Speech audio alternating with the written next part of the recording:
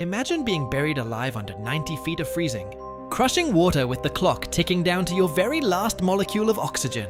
And honestly, you won't believe the twisted, heart-wrenching sacrifice that went down in the silent, suffocating darkness of Sherlock Springs. It's a place where one tiny, invisible mistake doesn't just get you lost, it gets you erased from existence forever.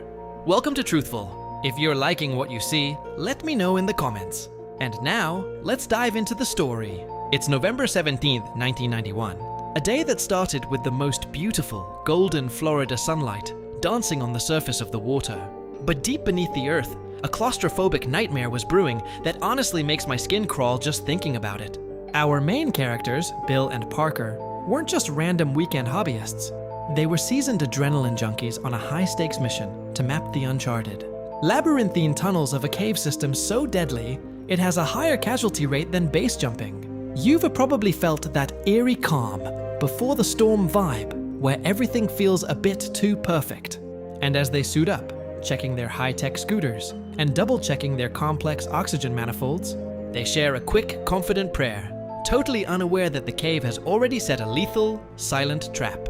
As they descend into the abyss, passing through the terrifyingly narrow Scars Restriction Zone, where the jagged, ancient limestone walls literally scrape against their shoulders with a sickening, grinding sound. The sheer alien beauty of the vast underwater chambers masks the absolute, cold-blooded lethality of the environment. Every single breath they take from their tanks creates thousands of tiny, shimmering bubbles that float up and hit the limestone ceiling. And here's where things got really interesting. Because those tiny bubbles were slowly, invisibly, and relentlessly eating away at the stability of the cave roof for hours, acting like a slow-motion wrecking ball. After 40 minutes of pure exploration bliss, feeling like absolute gods in a hidden world where no human had ever stepped before, they finally decide to turn back as their gauges hit the limit.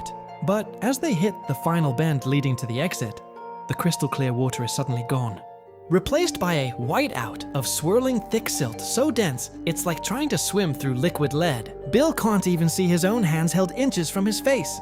And dude, the raw primal panic that sets in when you realize your only escape route has been replaced by a wall of heavy mud is something no amount of professional training can ever truly prepare you for. They reach out and find the guideline, their only umbilical cord to the world above. But it's buried deep under a massive landslide of rock and silt. A freak. Catastrophic collapse triggered by the very air they breathed. And suddenly, the path to survival is physically non-existent. In a desperate, heart-pounding sequence, Bill signals Parker to stay put, his eyes wide with a haunting fear that words can't even describe, while he frantically swims back to search for any other tiny gap through the shifting, blinding silt. Every second he's away feels like an hour of agony. And when he finally returns through the suffocating, silent gloom just 5 minutes later, Parker has vanished into the dark void, leaving nothing behind but an empty, terrifying silence that echoes through the water. No way! You're sitting there thinking, how could a grown man just disappear in a locked room made of solid rock?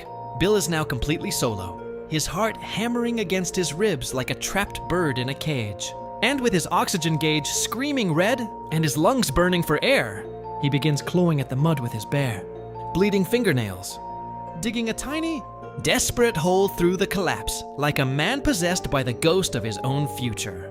He squeezes his body through the jagged, narrow gap, the sharp rock tearing at his expensive wetsuit and skin, fully expecting to find Parker waiting and breathing on the other side. But instead, he finds a hauntingly empty regulator floating in the dark like a ghost from a shipwreck.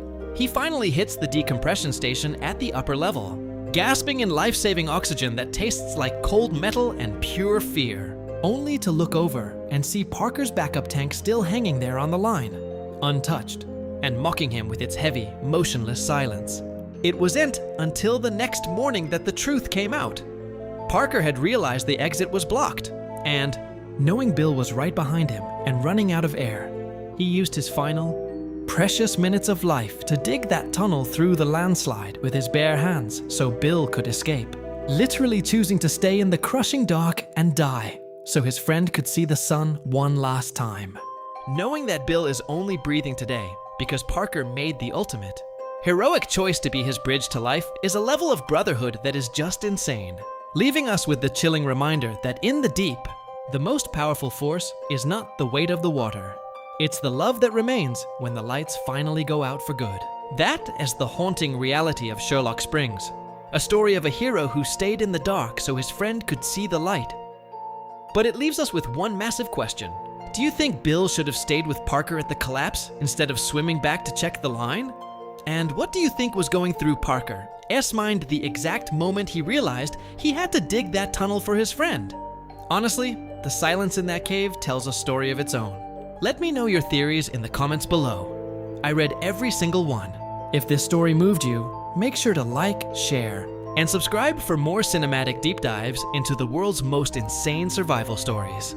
Thanks for watching, and I'll see you in the next one.